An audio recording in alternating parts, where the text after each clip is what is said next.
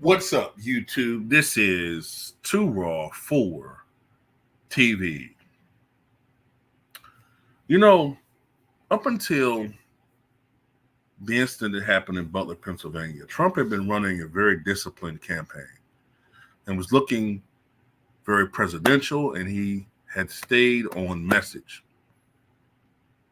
And his message was Joe Biden is not doing a good job as president.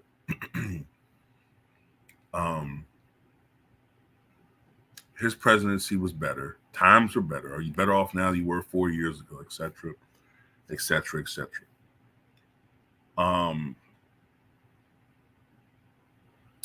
Technically, we weren't better off 4 years ago. Remember, we was going through the depths of the pandemic. The economy had collapsed.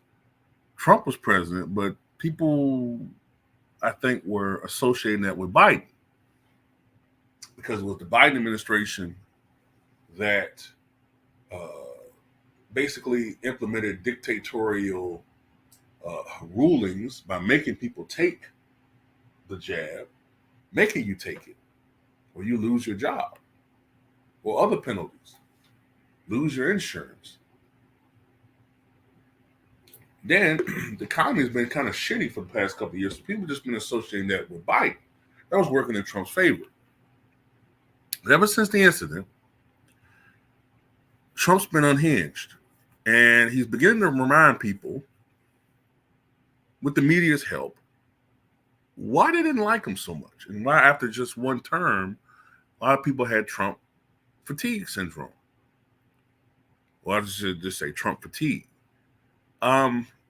Yesterday, I talked about the unbelievable lie he told, saying that he downplayed the lock her up chants and all of that associated with Hillary Clinton back in 2016. Said that he thought that was disgusting and all that. When in the debate, he said, if he had his way, you'd be in jail. And he did lead and egg people on with the lock her up stuff. But I was not aware that he did this. So shout out to the subscribers that were telling me this. He said that on January 6th, the crowd that he talked to, the insurrection crowd, was bigger than the crowd that Dr. King spoke to back in August of '63 on the March on Washington, during the March on Washington, which was pretty much seen as the high point of the civil rights movement. Now, of course, the high mark as far as legislative achievements was the Civil Rights Act, the Voting Rights Act, etc., the Housing Act, 1968 and all that, right? Come on, Trump, man. So Trump's basically insinuated that he had 1 million people talking to him. 1 million people. First of all, he referred to the March on Washington as the Million Man March, mixed that up with the Farrakhan event in '95, I think it was. So he mixed that up. They underplayed that, by the way. They said, what was it? 800,000. A lot of people thought it was over 1 million. Whatever. So he mixed that up. Then I don't know what it is with Trump and crowd sizes, man. It's like he's compensating for something. You know, you got to ask Stormy Daniels about that, but she did say something about that. I don't know what it is with Trump and crowd sizes, man. Like, I remember after the inauguration in 2017, he said that he had the biggest inauguration crowd of all time. And it was bigger than Obama's, but clearly you could see in the video that Obama drew probably the largest crowds ever seen. I mean, it was a historic event. He was insanely jealous of Barack Obama, and still is. You know, unlike Trump, even if you don't like Obama, he won the popular vote handily both times. and got majorities. 51% his re-election, 53% when he was elected. The best Trump's ever done was 47%. And with RFK in the race and Dr. Cornel West and the Green Party, and probably is going to be an increase in third-party voting over 2020, I don't know if Trump's going to get 47% this time. So he may lose the popular vote 3 times. Man. But anyway, I don't know what's going on. I mean, Trump is just an unbelievable fucking liar.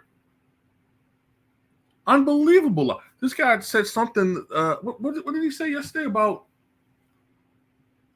he almost died in a helicopter crash with Willie Brown? And man, I think we need to start talking about Trump being checked for dementia, man. Everybody keep talking about Joe Biden, but I think Donald Trump is starting to lose it, man. I mean, now he's just making shit up that don't even make sense. Maybe all these diet sodas and Burger King Whoppers and Big Macs, maybe they're starting to take their toll, man. Because he's saying some real dumb shit now. He almost died in a helicopter crash with Willie Brown? What the fuck is Willie Brown doing in a helicopter with you? What the fuck are you talking about?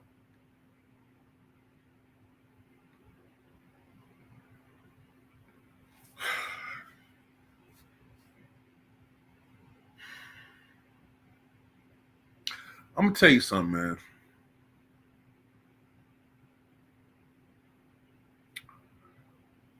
If I'm a Trump supporter, and I'm not, but if I was a Trump supporter, I would be very concerned right now because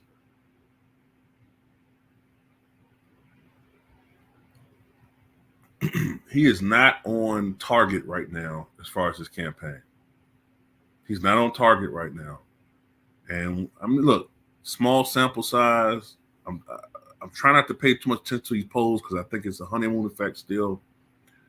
But when you're starting to see some of these longtime key Trump supporters starting to waver on him, just saw Joe Rogan, no longer a Trump supporter. Seeing a lot of Fox pundits, Bill O'Reilly turning off on this guy. I mean, I'm just talking about 5 or 6 people I'm seeing, but still, it could be representative of a larger trend in the populace, man. I think people, this election is still not over. Trump can still win this thing. But I think people are taking another look at this guy and they're starting to wonder, man, do I really want 4 more years of this? Now, I'm not saying they're going to vote for Kamala.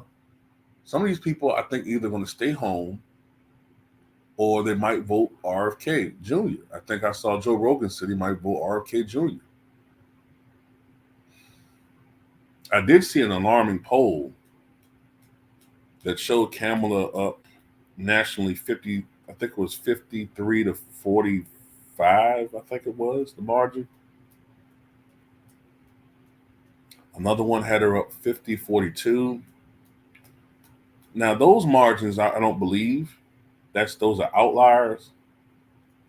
But clearly, it cannot be denied that her presence on the ticket, it could be just the effect of, the shiny new thing. But there does seem to be some traction with the Democrats in some of these swing states. Like what was looking like a Trump electoral college blowout is now turning into a really, really, really potentially close race. To the point where Georgia and Arizona, which were starting to trend slightly red, are now toss-ups. So, I don't know, man. But yeah, man, Trump has never spoken to 1 million people in the crowd, man. That's just unbelievable cap. Come on, girl.